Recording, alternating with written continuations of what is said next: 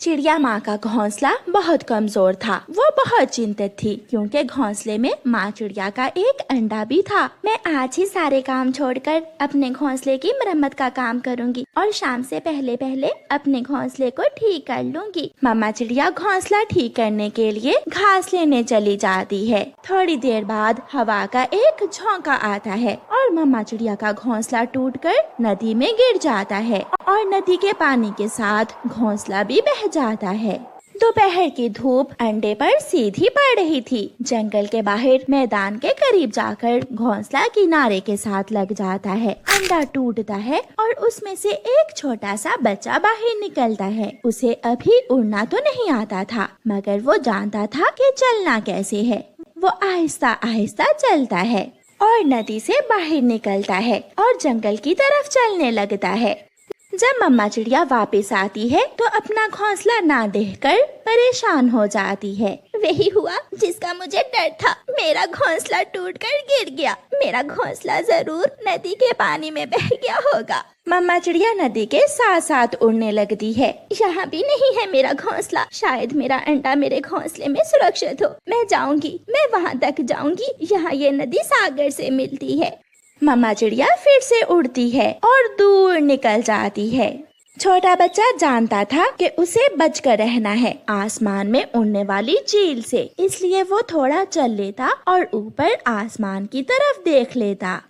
चलते चलते उसे एक कौवी नजर आती है। आप मेरी माँ हो क्या? जब मैं अंडे से निकला तो मेरे पास कोई भी न था। मैं आपको अपनी माँ कह सकता हूँ? ना छोटे बच्चे, मेरे बच्चे तो मेरी तरह काले हैं और तुम मेरे बच्चे कैसे हो सकते हो? आप मुझे अपने घर में रख ले। मैं छोटा हूँ, मैं मर जाऊंगा। बच्चों को पालना बहुत मुश्किल काम है और ये मुश्किल काम एक माँ के सिवा कोई दूसरा नहीं कर सकता। इसलिए बच्चे तू जा और अपनी असली माँ को ढूंढ। वो बच्चा वहाँ से आगे बढ़ता है।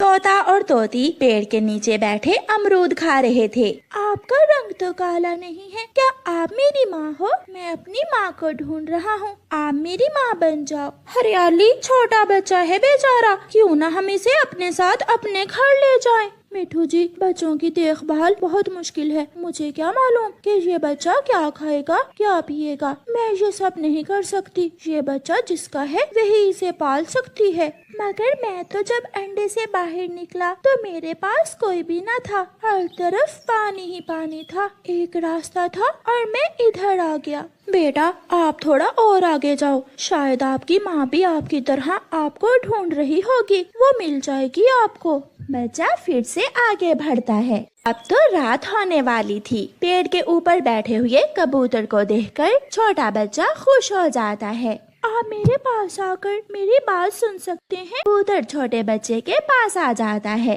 बताओ छोटे बच्चे, क्या बात है? मुझे मेरी माँ नहीं मिल रही। क्या आप मुझे मेरी माँ से मिलवा सकते हैं? बेटा, ये काम तो बहुत मुश्किल है और अब तो रात भी होने वाली है। रात क्या होती है? जब ये रोशनी खत्म हो जाएगी हर तरफ अंधेरा ही अंधेरा होगा, उसे कहते हैं रात। मुझे बहुत डर लगेगा अंधेरे में। आप मुझे अपने साथ ले जाएं। मैं रात में अकेला नहीं रहना चाहता। आप मुझे अपने साथ ले जाएं। थोड़ा सोचकर कबूतर उस बच्चे को अपने साथ ले जाता है। पति जी, नदी के पास एक चिड़िया का भी घोंसला था। हो सकता है ये बच्चा उसी चिड़िया का हो। आज की रात हम इसे अपने घर में रख लेते हैं और फिर सुबह होने पर इसकी माँ को ढूंढेंगे। ये नदी तो खत्म ही नहीं हुई। मैंने सारा दिन अपने बच्चे को ढूंढा है। ना जाने मेरा बच्चा कहाँ चला गया। ना ही अंडा मिला, ना ही घोंसला। रात गुजारने के लिए माँ चिड़िया नदी किनारे एक पेड़ के नीचे बैठी हुई चांद से बातें कर रही थी। अगर मेरा घोंसला सागर में गिर गया तो मेरा अंडा भी टूट जाएगा। मुझे उड़ना होगा, मुझे रात को ही उड़ना होगा। ये सोचकर माँ चिड़िया फिर से उड़ती है। सुबह हो जाती है। सागर का किनारा भी आ जाता है। नदी बहती हुई सागर में गिर जाती है। मगर माँ चिड़िया की आस पूरी नहीं होती। उसे आस थी कि जब तक ये नदी खत्म नहीं होती उसका बच्चा कहीं न कहीं उसे मिल जाएगा। मगर अब तो माँ चिड़िया की उम्मीद भी खत्म हो गई थी। वो सागर की तरफ देखती है। उसकी आँखों में आंसू थे और फिर खाली हाथ वापस उड़ती है। कबूतर छोटे बच्चे को उठाकर नदी किनारे उसी पेड़ के पास पहुंच जाता है जहां उसका घोंसला था। बेटा, अब मुझे भी काम पर जाना है। आप यहाँ बैठकर अपनी माँ का इंतजार करो। अगर आपकी माँ जिंदा हुई तो यहाँ आ जाएगी। मगर रात फिर दोबारा तो नहीं आएगी। कबूतर के पास समय नहीं था, इसलिए वो कहता है नहीं नहीं, रात अब दोबारा नहीं आएगी। वो चला जाता है। शाम के बाद माँ चिड़िया भी वहाँ पहुँच जाती है। माँ चिड़िया तो देखते ही अपने बच्चे को पहचान लेती है और उसे अपने सीने से लगा लेती है। आप मेरी माँ हो? हाँ बेटा, मगर आपको कैसे मालूम हुआ? क्योंकि आपके सिवा मुझे किसी ने भी अपने सीने से नहीं लगाया। आप ही मेरी माँ हो। मैंने अपनी माँ को ढूंढ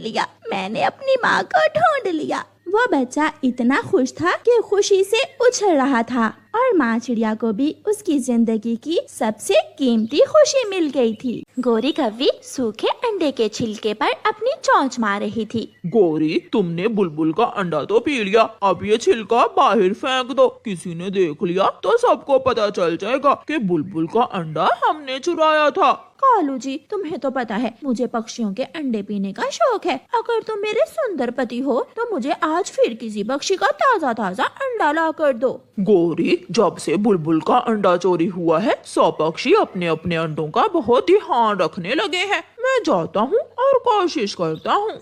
कालू कौवा अपने घर से निकलता है। चिड़िया अपने तिनकों के घोंसले को मजबूत बना रही थी, क्योंकि घोंसले में चिड़िया के 2 अंडे थे। कौवा वहाँ जाता है। चिड़िया, बारिश शुरू होने वाली है। इस तिनकों के घोंसले में तुम्हारे अंडे खराब हो जाएंगे। तो मैं क्या करूं कौवे भैया, मेरे पास पक्का लकड़ियों का घर भी तो नहीं है। चिड़िया और कौवा जन्म जन्म से एक दूसरे के साथ ही हैं। तुम अपने अंडे उठाओ और मेरे घर में आ जाओ। मेरा घर सुरक्षित है और मजबूत भी। चिड़िया कौवे की बात मान जाती है और अपना घोंसला उठाती है और कौवे के साथ चल देती है। हाँ चिड़िया, ये तुम्हारा अपना ही घर है। जब तक दिल करे तुम यहाँ रह सकती हो। आप दोनों का बहुत बहुत शुक्रिया जो आपने मेरा इतना ख्याल रखा। चिड़िया अपने अंडों पर बैठ जाती है। रात को कौवा कौवी से कहता है, अब किसी तरह कल चिड़िया को घर से बाहर भेजकर इसके दोनों अंडे पी लेना। मैंने अपना काम कर दिया, बाकी का काम तुम्हारा है। कल मैं इसे दाना लेने भेज दूंगी और इसके अंडे पी लूंगी। सुबह हो जाती है। गोरी कौवी चिड़िया से कहती है, चिड़िया तुम्हें भूख लगी होगी, जाओ अपने लिए दाना ले आओ। गोरी बहन, इन दिनों मुझे अंडों के पास ही रहना है। मैं भूखी हूँ या प्यासी, इससे कोई फर्क नहीं पड़ता। मेरे अंडों को मेरी जरूरत है। मैं हूँ ना, मैं भी एक कौवी हूँ। मैं देख लूंगी तुम्हारे अंडों को। तुम जाओ और नदी से ठंडा पानी पियो और दाना खा लो। कौवी की बात मानकर चिड़िया घर से निकलती है। मैं एक अंडा आज पी लेती हूँ और दूसरा कल पी लूंगी और चिड़िया से कहूँगी कि अंडा गिरकर टूट गया। गोरी अपनी चोंच अंडे पर मारने ही वाली थी कि चिड़िया आ जाती है। मैं खिड़की से छुपकर देख रही थी। मैं जानती थी कि तुम मुझे नदी पर क्यों भेज रही हो। चिड़िया अपना घोंसला उठाती है और वहाँ से चली जाती है। तुमने बना बनाया काम खराब कर दिया। क्या था जो 1-2 दिन इंतजार कर लेती और चिड़िया का विश्वास लेने के बाद अपना काम करती। कालू, वो चिड़िया तो बहुत सियानी निकली, मगर मैं भी पीछा करूंगी चिड़िया का और उसके अंडे पी कर ही रहूंगी। गोरी कौवी चिड़िया के पीछे पीछे जाती है। चिड़िया एक घने पेड़ की डाल पर अपना घोंसला रखती है। अगर मैं समय पर ना जाती तो वो धोखेबाज कौवी मेरे अंडे पी जाती। गोरी कौवी छुपकर चिड़िया को देख रही थी। जाओगी कहाँ छोटी चिड़िया, मुझसे बचना बहुत मुश्किल है। दूसरे दिन आसमान पर बादल आ जाते हैं और तेज बारिश शुरू हो जाती है। चिड़िया बारिश में अपने घोंसले में बैठी हुई थी कि एक चील उड़ती हुई वहाँ आ जाती है। चिड़िया, मैं कब से भूखी फिर रही हूँ और तुम यहाँ बैठी हुई हो। तेरा मांस खाकर मेरा पेट पूरी तरह भर जाएगा।